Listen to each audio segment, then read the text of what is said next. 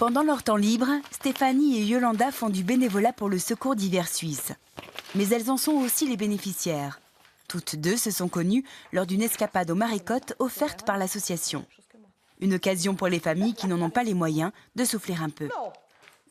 Bon, sinon, je me réjouis de partir avec le Secours d'hiver. Ça va me faire beaucoup de bien, parce que j'ai énormément besoin. Parce que j'en ai jusque-là. Les enfants se réjouissent aussi.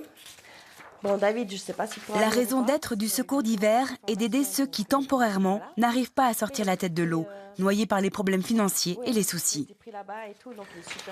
C'est venu tout bêtement à cause de factures qui se cumulaient et tout. Puis, quand j'ai eu les enfants, j'ai travaillé, mais ce n'était pas suffisant. J'avais des horaires bizarres. Je faisais plusieurs boulots, mais qui étaient à l'heure. Donc, quand ils n'avaient pas besoin, j'allais pas travailler. Mais mon couple, c'était pas... Ce que je gagnais, ça servait pour la nourriture, quoi. C'est tout.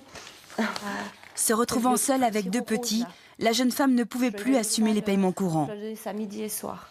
À la base, je voulais faire un truc pas très intelligent, c'était de prendre un crédit pour rembourser tout ce qui traînait. Puis finalement, en tapant sur Google, je suis tombée sur le Secours d'hiver et ainsi de suite. Et puis j'ai été regarder. Puis avant d'envoyer, il m'a fallu bien réfléchir et tout. C'était un peu gênant. Et puis après, j'ai envoyé. Moi, je viens demain si jamais. Hein. D'accord ? Ouais. Désormais, l'association a lancé un parrainage de famille à famille. Des dons transformés en bons alimentaires, donnés tous les 3 mois aux bénéficiaires. On fait l'intermédiaire entre le donateur et la famille, sans donner les noms des uns et des autres. Et la famille qui reçoit joue aussi le jeu d'écrire une fois par année au donateur pour lui expliquer un petit peu sa situation, etc. Et les retours que j'ai eus sont assez fantastiques parce que les donateurs me répondaient après en me disant « mais j'étais très touchée de la lettre, de la photo, enfin voilà ». Yolanda était responsable d'un bureau de placement. Sa vie s'écroule le jour où, de passage en Espagne, l'un de ses 3 enfants tombe gravement malade. Pendant 4 ans, il est intransportable. Il y a eu la maladie de mon fils, après il y a eu la séparation avec le papa, donc on a été en instance de divorce.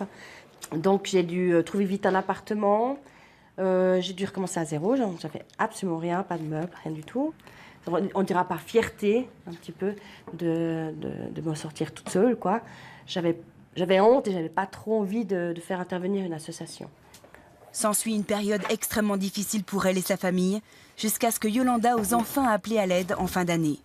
Et là, le Secours d'hiver a réagi très rapidement.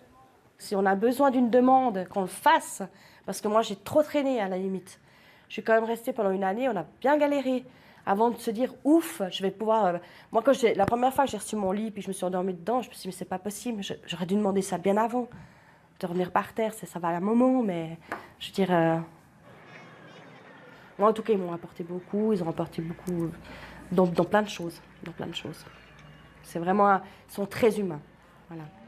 Grâce à cette nouvelle action de parrainage du Secours d'hiver suisse, ce sont 15 familles du canton de Vaud qui retrouvent une certaine sérénité au quotidien.